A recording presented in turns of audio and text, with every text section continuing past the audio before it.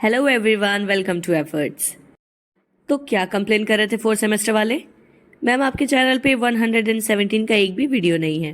तो लीजिए, आ गया एडू बी एड 117B, यानी पॉपुलेशन एजुकेशन, जो कि बीएड फोर्थ सेमेस्टर वालों का पेपर है। और इसका आज हम पढ़ने वाले हैं unit 1, introduction to population education. But before starting the video I want to show you something. मेरे व्यूअर्स में से 45.2% लोग ऐसे हैं जो सिर्फ मेरा वीडियो देखते हैं, एग्जाम में लिख के आते हैं, अच्छे मार्क्स पाते हैं और बदले में सब्सक्राइब भी नहीं करते हैं। भगवान से तो डरो। एक सब्सक्राइब का बटन दबाने में क्या जा रहा है? मुझ गरीब का थोड़ा सा भलाई हो जाएगा ना। आपका तो कोई नुकसान नहीं है, तो कर दो यार सब्सक्राइब। और टू माई दोस्त 55% ऑफ द सब्सक्राइबर्स जो सिर्फ मेरा वीडियो देखकर नहीं भागते बल्कि चैनल को सब्सक्राइब भी करके रखें, उनको थैंक्स अ लॉट। चलिए देखते हैं इस यूनिट में क्या क्या पढ़ना है हमें। पहले तो हम पढ़ेंगे concept, importance and scope of population education. उसके बाद है एम्स एंड ऑब्जेक्टिव्स। फिर पढ़ेंगे हम गाइडिंग प्रिंसिपल्स एंड फाउंडेशंस। अब जो कि ये वीडियो काफ़ी लंबा हो जाएगा, तो will be starting it into 2 parts. आज वाले में हम सिर्फ गाइडिंग प्रिंसिपल्स एंड फाउंडेशंस तक पढ़ेंगे और फिर मैं एक और वीडियो लेके आऊंगी जिसमें कि हम relationship between population and nature और इकोलॉजिकल एंड साइकोलॉजिकल पर्सपेक्टिव पढ़ेंगे।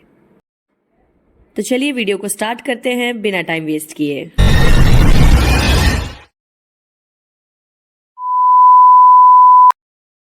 I'm Captain Jack Sparrow.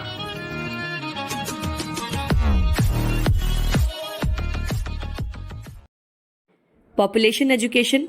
सबसे पहले हम पढ़ने वाले हैं concept of population education. The study of human populations in relation to their surrounding and quality of life is known as population education. It explores how population factors relate to socio-economic processes, population change, and its social and biological effects. जनसंख्या शिक्षा का मतलब होता है मानव आबादी का अध्ययन उसके परिवेश और जीवन की गुणवत्ता के संबंध में करना। मतलब हम ह्यूमंस कैसे इन्वायरमेंट में रहते हैं और हमारी लाइफ को क्या चीज़ें अफेक्ट करती हैं, इसी की पढ़ाई को हम पॉपुलेशन एजुकेशन कहते हैं।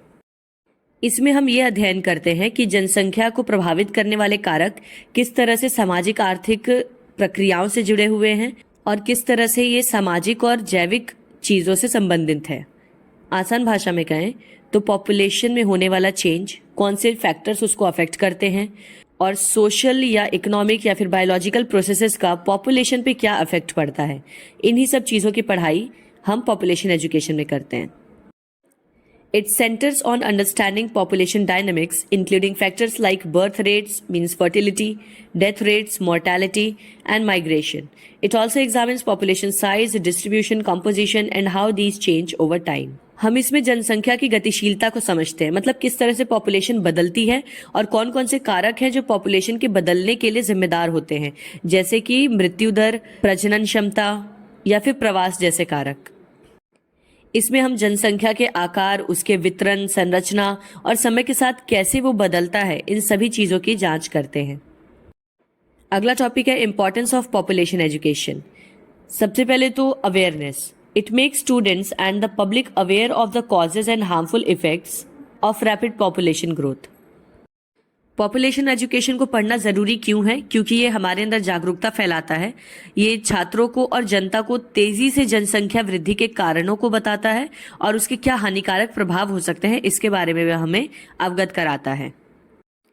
Understanding population dynamics. It explains fertility and mortality rates and helps understand population growth for making informed decisions about family size and national policies. इसकी मदद से हम जनसंख्या की गतिशीलता को समझ सकते हैं। प्रजनन क्षमता या मृत्यु दर को समझकर हम अपने परिवार का आकार निर्धारित कर सकते हैं। इसके अलावा देश में जितने भी राष्ट्रीय नीतियां बनने वाली हैं, उनको भी ये आधार प्रदान करता है। यानी जब आपको मॉर्टेलिटी रेट और डेथ रेट की समझ हो जाएगी, तो उसके बेसिस पे आप ये देख सकते हैं कि देश में पॉपुलेशन बढ़ाने की ज़रूरत है या घटाने की ज़रूरत है, और उसी के अकॉर्डिंग गवर्नमेंट भी चाहे तो पॉलिसीज बना सकती है। Environmental impact.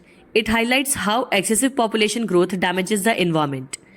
पॉपुलेशन एजुकेशन पढ़ के ही हमें पता चलता है कि किस तरह से ज़्यादा पॉपुलेशन हमारे पर्यावरण को नुकसान पहुंचा रही है, क्योंकि हम इसमें पॉपुलेशन से होने वाले चेंजेस को भी पढ़ते हैं और क्या उसका एनवायरमेंट में इफेक्ट है, ये भी पॉपुलेशन एजुकेशन में पढ़ा जाता है।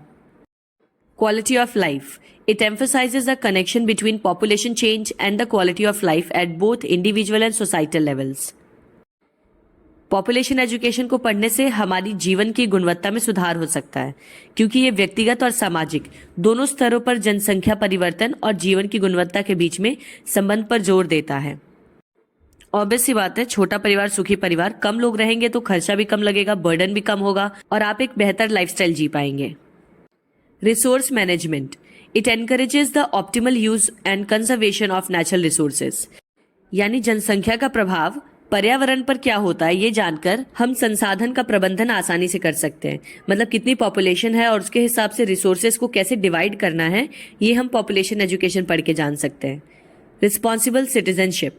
It fosters responsible attitudes and behaviors towards population issues, enabling individuals to make informed decisions. जिम्मेदार नागरिकता. ये जनसंख्या के मुद्दों के प्रति हमारे जिम्मेदार व्यवहार को बढ़ाता है, जिससे कि हम सही निर्णय ले पाते हैं। Being humans, हम ही लोग तो जिम्मेदार हैं पॉपुलेशन के बढ़ने और घटने के लिए।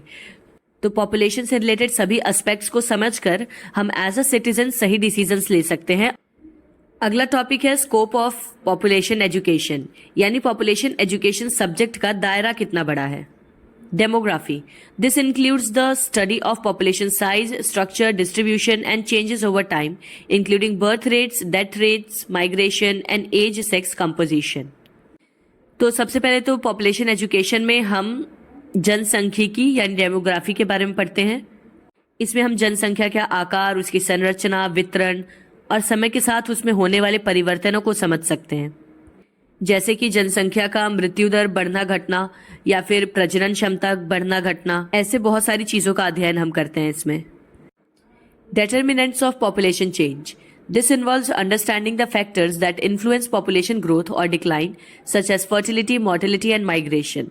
इसमें हम जनसंख्या परिवर्तन के निर्धारकों को पढ़ते हैं, यानी वो हर एक चीजें जो किसी भी जगह की पॉपुलेशन को अफेक्ट करती हैं, जैसे कि फर्टिलिटी, मोर्टेलिटी या फिर migration. Consequences of population growth. This area examines the social, economic and environmental impacts of population changes at local, national and global levels. जनसंख्या वृद्धि के परिणाम, यानी ये क्षेत्र स्थानीय, राष्ट्रीय और वैश्विक स्तरों पर जनसंख्या परिवर्तनों के सामाजिक, आर्थिक और पर्यावरणीय प्रभावों की जांच करता है। यानी अलग अलग लेवल पे पॉपुलेशन को अफेक्ट करने वाले सोशियो इकोनॉमिक फैक्टर्स को हम इसमें पढ़ते हैं। Human sexuality and reproductive health. This includes understanding human reproduction, family planning, adolescent fertility and related health issues. यानी ये हमें मानव की प्रजनन क्षमता को भी समझने में मदद करता है, जिसको समझ के हम ह्यूमन फैमिली प्लानिंग को या एडोलसेंस में फर्टिलिटी रेट या उससे जो भी रिलेटेड इश्यूज हैं उसे समझ सकते हैं। Population policies and programs. This involves studying government policies and initiatives aimed at influencing population trends and addressing population related issues. ना सिर्फ पॉपुलेशन चेंज बल्कि पॉपुलेशन से रिलेटेड जो भी गवर्नमेंट ने पॉलिसीज बनाई हैं उसका अध्ययन भी हम इसमें करते हैं, जिसका अध्ययन करके हम जनसंख्या से जुड़े हुए सभी मुद्दों को संबोधित कर सकते हैं। Environment and population. This explores the relationship between population growth and environmental degradation, resource depletion and population. पर्यावरण और जनसंख्या. इसमें हम जनसंख्या वृद्धि और पर्यावरणीय गिरावट, संसाधन में कमी और प्रदूषण के बीच में संबंध की पड़ताल कर सकते हैं। यानी हम इसमें ये पता लगाते हैं कि किस तरह से पॉपुलेशन का बढ़ना पर्यावरण में कई सारी परेशानियों को जन्म देता है। AIIMS of population education. Population education aims to equip individuals with the knowledge, skills, attitudes and values necessary to. हमें पढ़ना है जनसंख्या शिक्षा के उद्देश्य। तो ये व्यक्तियों को ज्ञान, कौशल, दृष्टिकोण और आवश्यक मूल्यों से लैस करता है। किस तरह से? Understand population dynamics. This includes grasping concepts like population size, density, growth rates, fertility, mortality and migration. इसका सबसे पहला उद्देश्य तो है जनसंख्या की गतिशीलता को समझना, जिसमें कि हम कई तरह के कंसेप्ट्स को पढ़ते हैं, जैसे कि जनसंख्या का आकार, वितरण, घनत्व, विकास दर, प्रजनन क्षमता, मृत्यु दर और प्रवास। तो इसका उद्देश्य होता है आपको इस तरह के कंसेप्ट से अवगत कराना। Next is analyze the causes and consequences of population change. Learners explore the social, economic and environmental impacts of population growth, decline and shifts. जनसंख्याओं से जुड़ी अवधारणा को समझने के बाद इसका अगला उद्देश्य होता है जनसंख्या परिवर्तन के कारणों को और उसके परिणामों का विश्लेषण करना। इसमें हम सभी सामाजिक, आर्थिक और पर्यावरणीय कारकों को पढ़ते हैं जिसकी वजह से किसी भी जगह की जनसंख्या में बदलाव आता है। Evaluate the relationship between population and development. Population education examines how population factors influence and are influenced by socio-economic development, resource utilization and environmental sustainability. इसका उद्देश्य है जनसंख्या और विकास के बीच के संबंध का मूल्यांकन करना।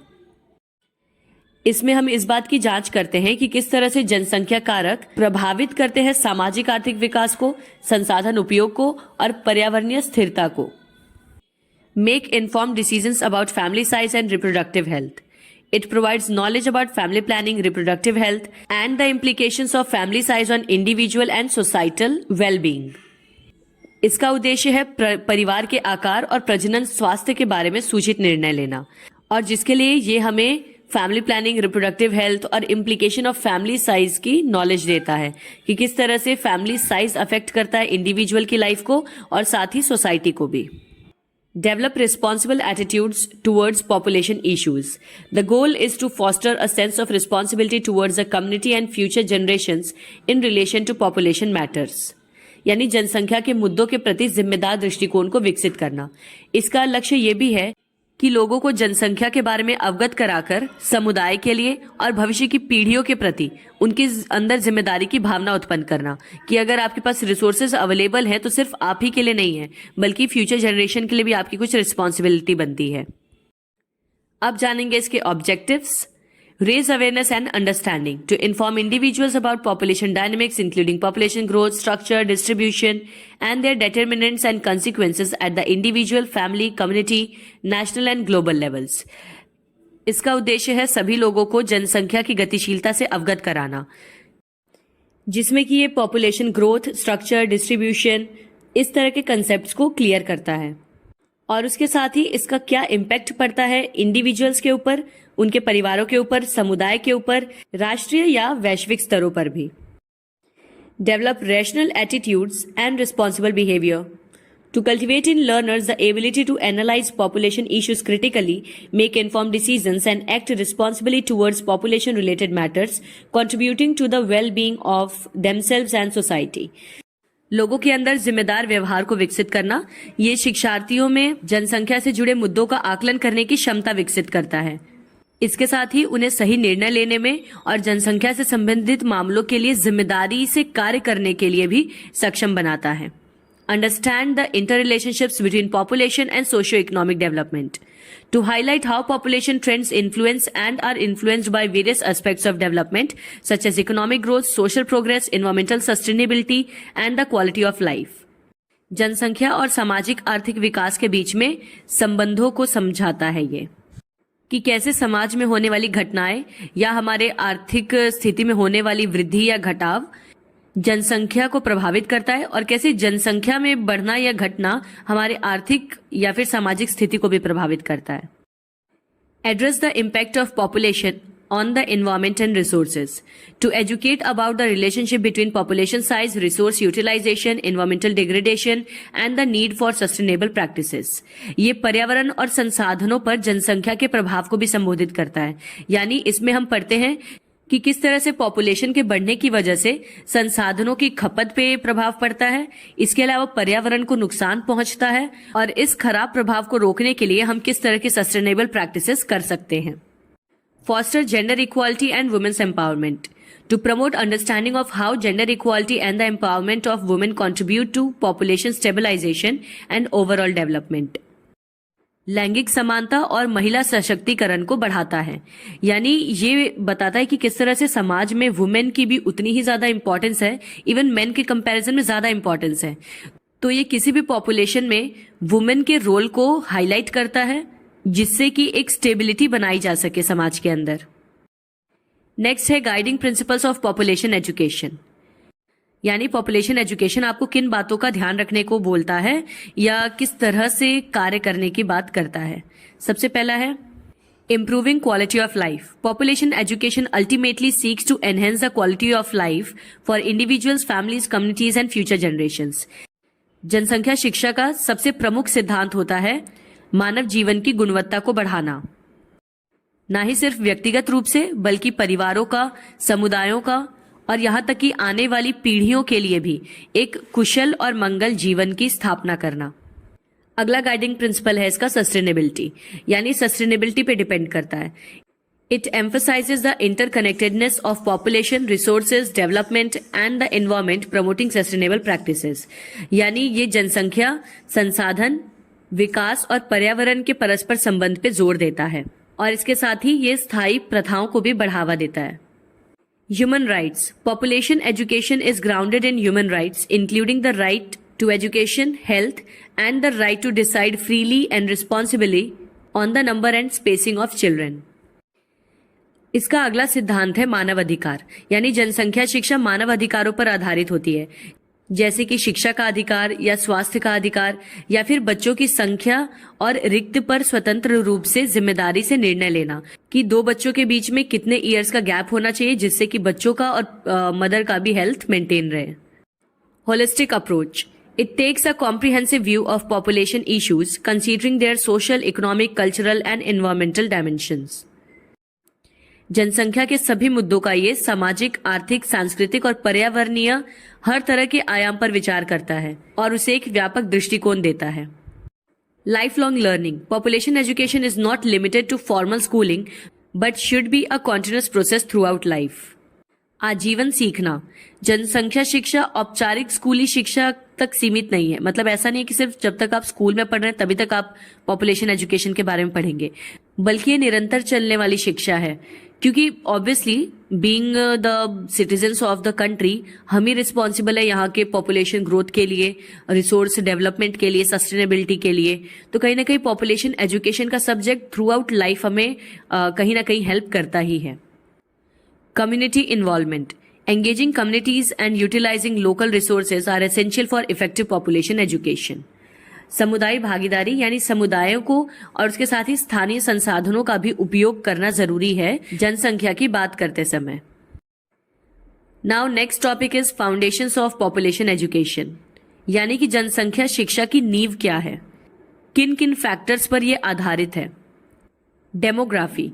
This is a scientific study of human populations focusing on their size, structure, means age, sex, etc., distribution and changes over time due to birth, death and migration.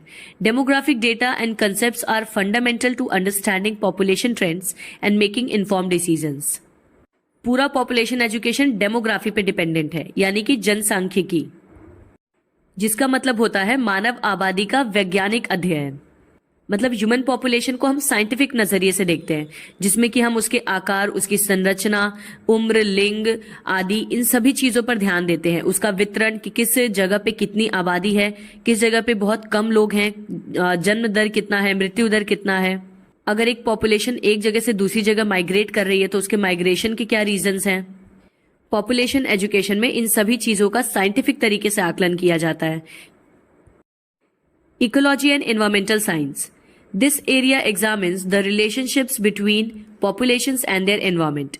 It highlights how population growth and distribution affect natural resources, ecosystems, and environmental quality, including issues like resource depletion, pollution, and climate change. इसका अगला नींव है पारिस्थितिकी और पर्यावरण विज्ञान।